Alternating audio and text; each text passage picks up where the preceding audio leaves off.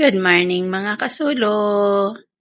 Punta tayo ng San Pedro kasi tayo ay mamamalingki. See you. Mga kasulo, pag nandito kayo sa San Pedro, ayan makikita nyo na si Haring Manok. Alam nyo na pag nasa San Pedro na kayo. Dumaan nga pala tayo sa Silver Star. Nagtanong tayo kung magkano ang pamasahe. Uuwi kasi yung nanay nung aking hipag. Tapos ayan, dumaan na rin tayo sa palengke ng San Pedro. Tapos ayan, pauwi na nga pala tayo niyan. Magluluto nga pala ako ng tulingan. Ayan mga kasulo, yung pinamalingki natin kanina sa San Pedro. Ito, tulingan. Nagsaing kasi ako kasi mahal na araw. Ibebenta ko. Nagsaing ako ng tulingan.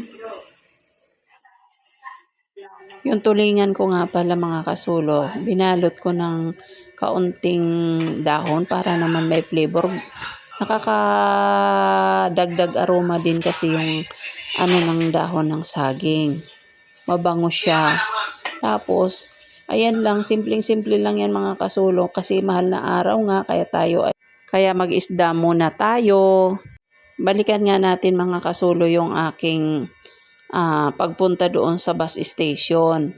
Kasi nga yung aking hipag, ginutusan ako kanina na pumunta doon para makapag-inquire kung magkano ang papuntang Samar sa madadaanan lang kasi namin yon papunta ng palengke ng San Pedro. Kaya dinaanan ko na rin mga kasulo para hindi na rin sila mamasahe.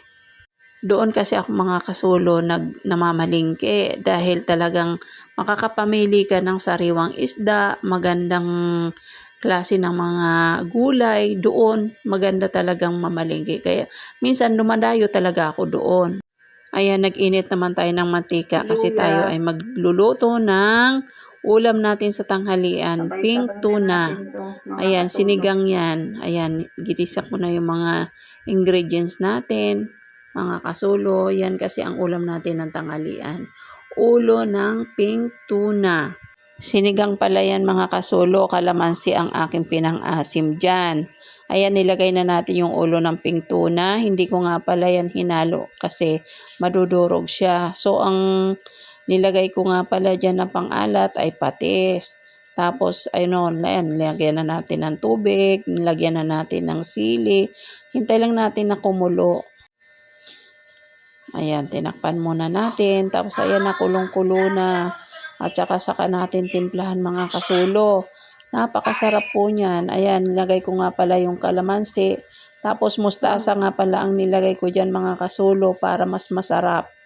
Talagang masarap pag mustasa. Ako kasi talaga mas gusto ko mustasa ang sa sinigang. Napakasarap niyan. Kaya nga mga kasulo, ngayon puro tayo mga isda kasi siyempre mahal na araw.